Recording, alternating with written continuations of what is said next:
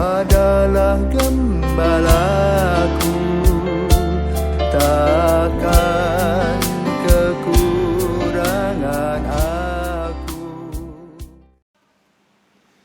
Saudara-saudaraku terkasih, selamat pagi, salam jumpa lagi dalam Sabda Siap Saji. Karena Bapa, Putra, dan Roh Kudus. Amin. Bapa yang penuh kasih, dalam masa Paskah, bacaan-bacaan berkaitan dengan perjumpaan Yesus sesudah kebangkitannya dengan para murid.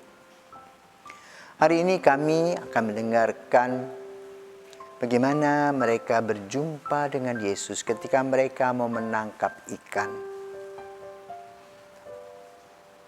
Hal ini menggambarkan bahwa dalam situasi di mana kami bekerja, dimanapun kami berada, sementara Yesus ada di sekitar kami, tetapi kami tidak melihatnya.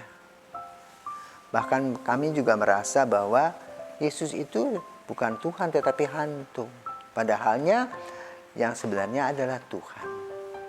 Maka kami mohon berkat-Mu Tuhan agar kami boleh melihat Yesus dengan kacamata dan hati kami yang polos dan tulus serta jernih dan bersih, sehingga kami bisa melihat kehadiran Yesus dalam kehidupan kami sehari-hari.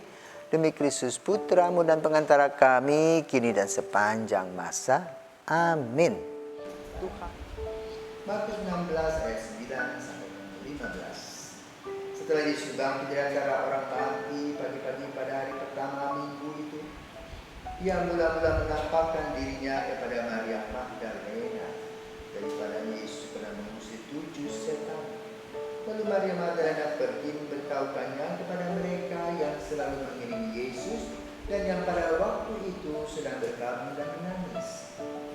Tetapi ketika mereka mendengar bahwa Yesus hidup dan dilihat olehnya, mereka tidak percaya. Sesudah itu Yesus menampakkan diri dalam rupa yang lain kepada 2 orang dari para murid. Ketika keduanya dalam perjalanan keluar kota, ketika mereka kembali dan memberitahukannya kepada teman-teman yang lain, kepada mereka pun teman-teman itu tidak percaya.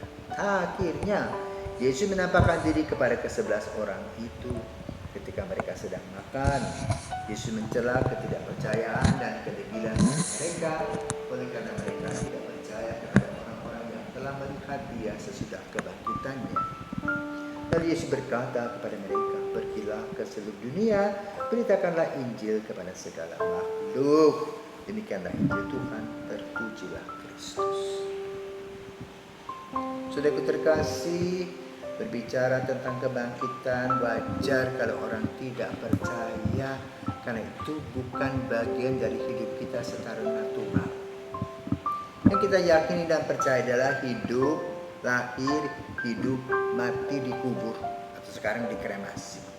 Tapi untuk bangkit tidak ada kamusnya.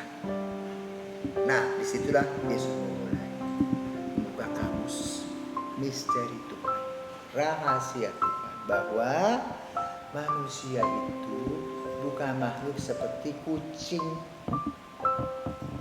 habis mengeong mati selesai, atau ikan yang kita goreng, setelah digoreng ya dia tidak menghantui kita, selesai, karena terdiri dari jiwa mereka. Manusia berbeda, roh Tuhan dihembuskan. Maka ketika kita kembali kepada Tuhan dengan hembusan kebebasan yang Tuhan berikan kepada kita, maka Tuhan juga bertanya dan menghargai kebebasan kita. Maka kita kemudian akan melepaskan haknya kita dalam artian hidup dan memberinya kepada Tuhan, dan sesudah itu, amin, hidup kita. Tetapi kebangkitan, nah itulah justru Yesus ingin menerangkan kepada kita bahwa kamu manusia yang dihembuskan nafas oleh Tuhan itu dengan roh yang hidup, dan roh itu tidak pernah mati lagi.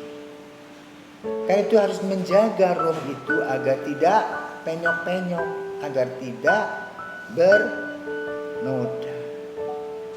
Dan itulah yang diisi dalam hidup.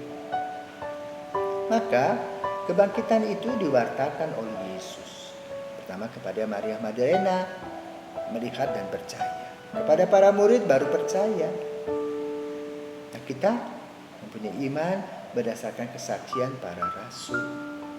Sebagaimana diucapkan dalam aku percaya.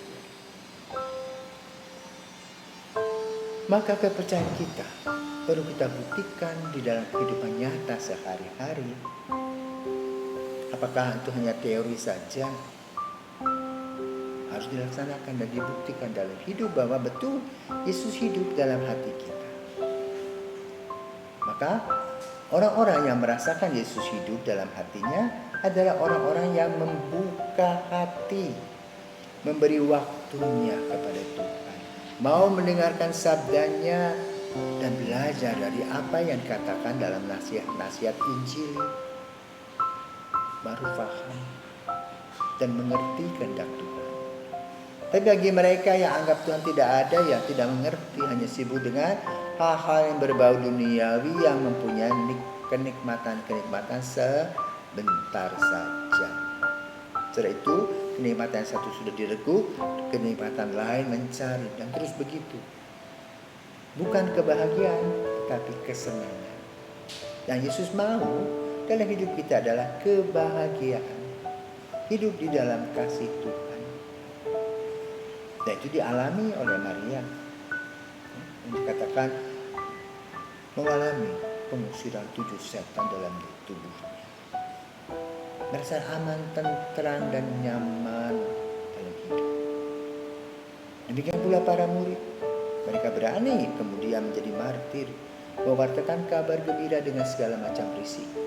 Nah, pertanyaannya kepada kita, mungkin kita kalau dalam hal-hal biasa bertemu, berkumpul dengan orang-orang waktu jam makan, kita juga gak berani membuat tanda salib, menyembunyikan identitas kita. Apalagi yang kita mau wartakan kalau kita sembunyikan identitas kita. Maka perlu kita menampilkan, bukan berteriak-teriak datang ke pasar, di mau teriak-teriak aku ini seorang Katolik. Coba buktikan di dalam hidup nyata sehari-hari, betul gak sebagai seorang Katolik?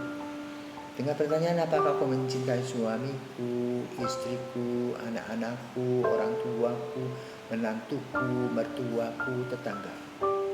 Atau hanya sebuah teori? Itulah yang perlu diuji dalam hidup. Maka Yesus mendatang mereka-mereka yang belum paham dan mengerti. Karena kita juga mempunyai anak, mendatangi anak-anak kita, menuntun anak-anak kita dengan pelajaran-pelajaran dan pengajaran-pengajaran nilai. Sehingga anak-anak itu tahu nilai apa yang harus dipegang dan digenggamnya. Sehingga nanti pada waktu diperlukan, genggaman itu dia buka dan melahirkan kebijaksanaan sebagai seorang pribadi. Inilah yang dikehendaki oleh Tuhan Yesus. Maka di akhir kalimat mengatakan apa? Pergilah ke seluruh dunia, beritakanlah Injil kepada segala makhluk. Itulah tugas kita. Mewartakan di dalam teladan kita ekspresi iman setiap hari melalui pengharapan dan kasih nyata di dalam kehidupan kita.